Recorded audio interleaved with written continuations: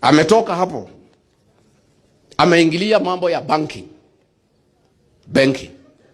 Amenunua benki inaitwa Sidian, ambaye pesa yote ya housing, affordable housing, pesa ya SHA, County Government of Nairobi, ametoa hiyo pesa yote kwa mabenki ya serikali kama KCB na National Bank, ameweka kwa Sidian Bank.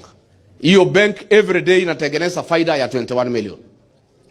Na nia yake ni kupeleka pesa yote ya serikali Sidian Bank, ndio auwe benki zote za serikali, ikuwe benki yake ndio imesimama. Ametoka hapo, ameingilia biashara.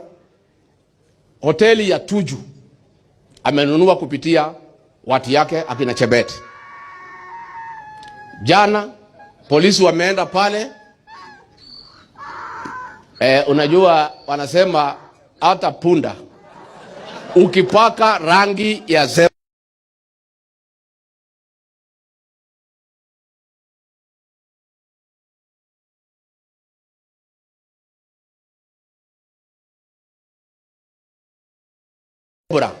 saa ya kulia Italia ni